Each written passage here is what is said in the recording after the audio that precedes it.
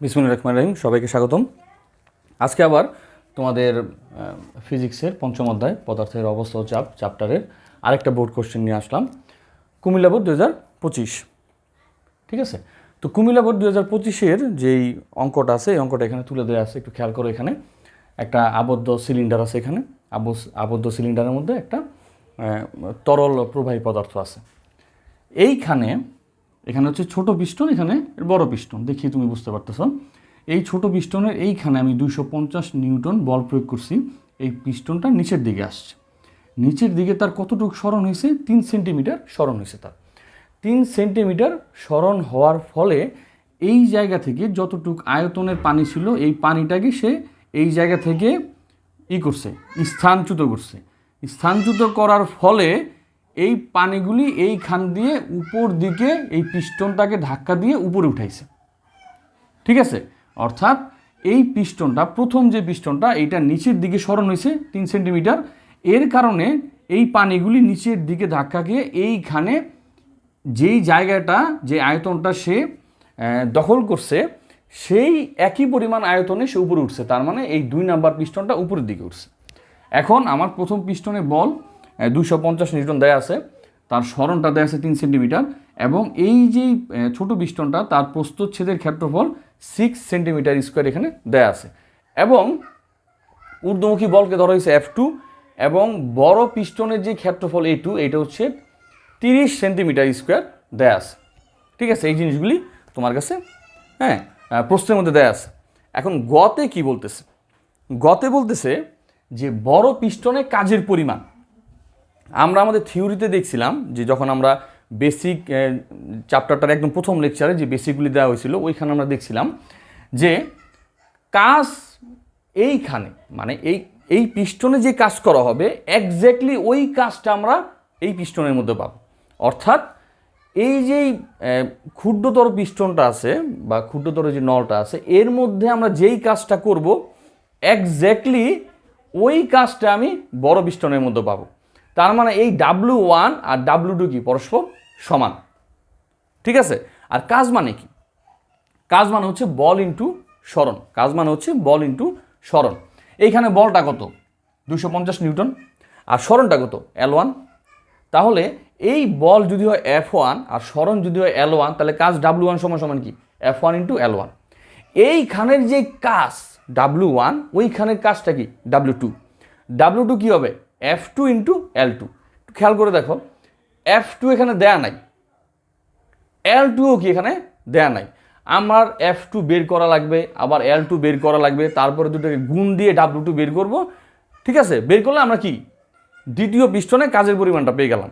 একটু লেন্দি হবে, কিন্তু এর থেকে আরও সহজ উপায় আছে। সহজ উপায়টা কি? আমি প্রথম পিস্টনের কাজটা বের করে ফেলি, এবং আমি জানি প্রথম পিস্টনের কাজ সমান কি দ্বিতীয় পিস্টনের কাজ। তো প্রথম পিস্টনের কাজটা বের করার পর আমি কি বলবো?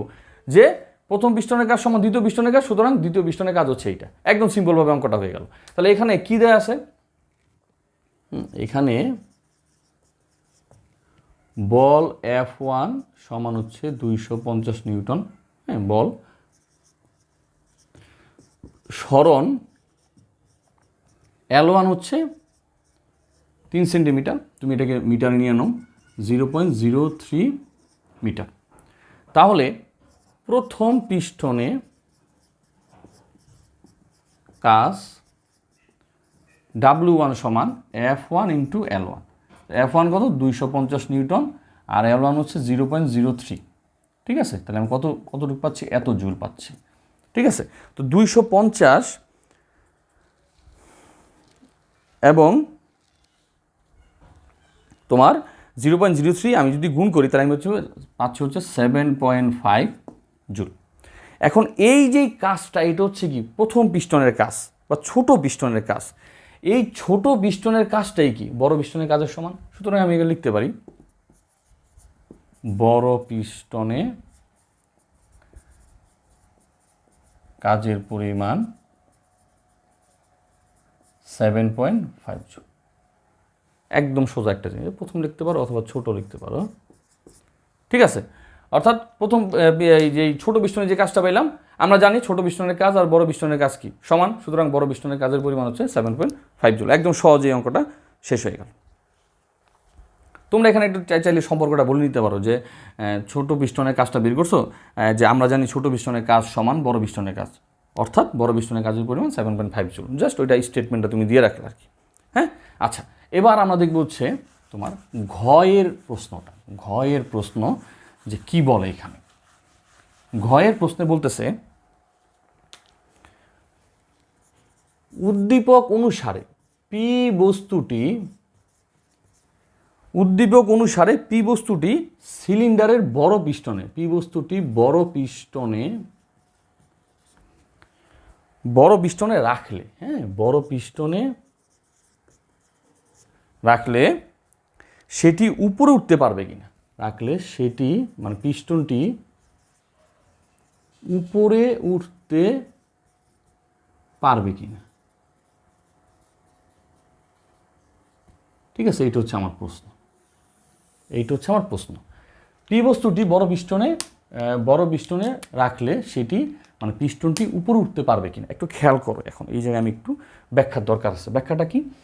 আমার এখানে পি বস্তু দেয়া আছে, একটা বস্তু, তার ভর হচ্ছে 250 কেজি। ঠিক আছে, এখন এই বস্তুটাকে আমি এইখানে রাখবো,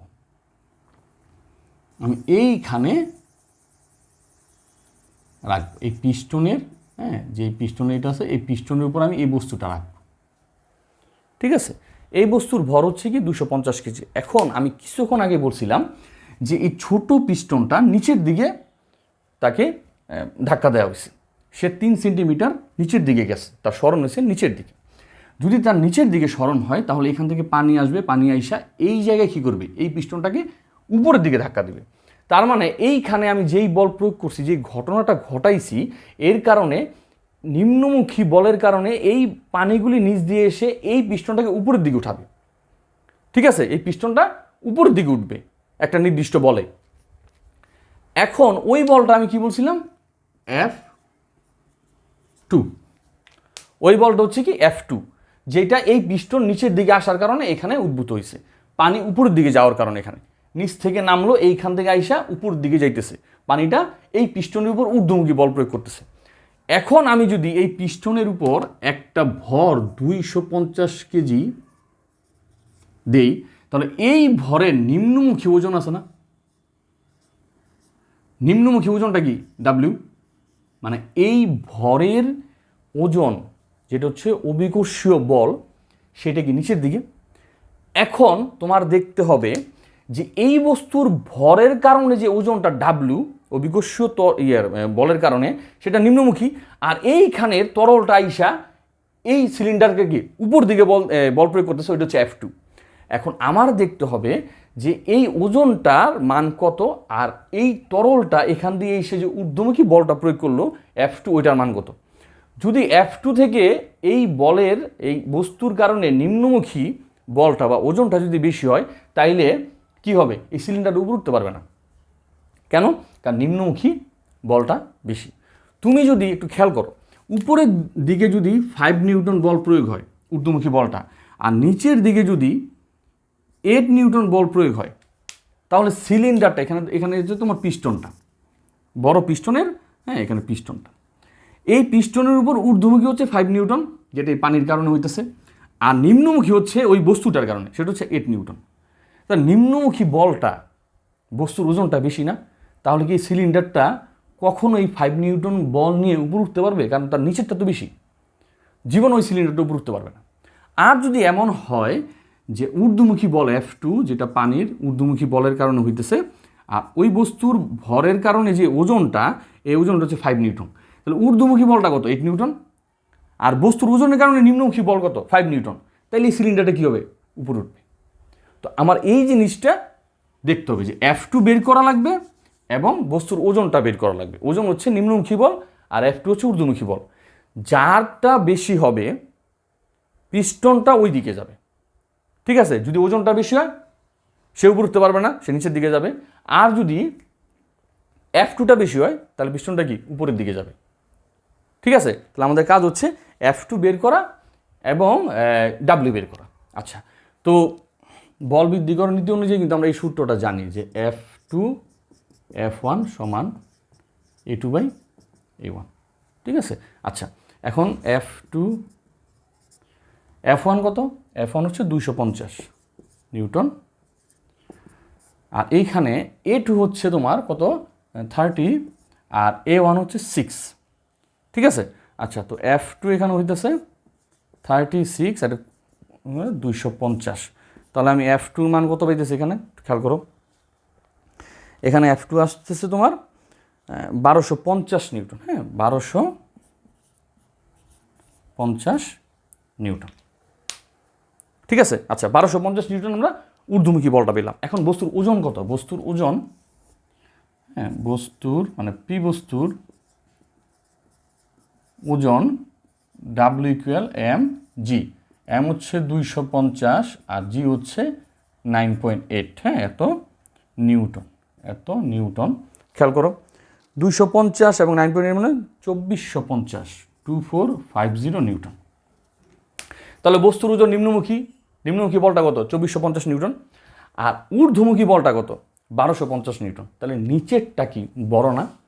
যেহেতু নিচেরটা বড়, তাহলে এই বড় পিস্টনটা উপরের দিকে উঠতে পারবে না, সে নিচের দিকেই নামবে বা নিচের দিকে থাকবে। ঠিক আছে, নিম্নমুখী হবে, উপরের দিকে সে কখনো যেতে পারবে না, কারণ ঊর্ধ্বমুখী বলটা তোমার নিম্নমুখী বল থেকে ছোট। হ্যাঁ, আচ্ছা, তো এখন আমি উত্তরটা দিতে পারি যে হ্যাঁ, পি বস্তুটি যদি বড় পিস্টনে রাখি তাহলে ওই পিস্টনটা উপরে উঠতে পারবে না। সুতরাং পি বস্তুটি বড় পিস্টনে রাখলে, ঠিক আছে, রাখলে সেটি উপরে উঠতে পারবে না। এখানে একটু এই কথাটা লেখার আগে তুমি একটু আগে লিখে দিতে পারতা যে এখানে বা সুতরাং বা যেহেতু W > F2। ঠিক আছে, মানে ডাব্লিউটা হচ্ছে F2 থেকে বড়, সুতরাং এই কারণে পি বস্তুটি বড় পিস্টনে রাখলে ওই পিস্টনটা উপরে উঠতে পারবে না, কারণ নিম্নমুখী বলটা বেশি মানে ওজনের কারণে, আর ঊর্ধ্বমুখী বলটা যেটা এই পিস্টনটা নিচের দিকে ধাক্কা দেওয়ার কারণে যে ঊর্ধ্বমুখী বলটা ছিল ওই বলটা ছোট। ঠিক আছে, তো কুমিল্লা বোর্ডের আমরা গ এবং ঘ দুইটাই করলাম একদম সিম্পল লজিকের মধ্যে, বা আগের যে বেসিক তোমার ফর্মুলাগুলি ছিল আমার প্রথম লেকচারটা, ওই লেকচারটা দেখলে আসলে এই পরবর্তী যত অঙ্ক করাবো সব ওই লেকচার থেকে ইনশাল্লাহ আসবে এবং তোমরা খুব সহজে বুঝতে পারবে। আর যদি বুঝতে সমস্যা হয় তোমরা কমেন্ট করে জানাবে, তোমাদের সমস্যার সমাধান দেওয়ার চেষ্টা করবে ইনশাল্লাহ। তো আজকের মতো এখানেই, ধন্যবাদ সবাইকে, আসসালামু আলাইকুম।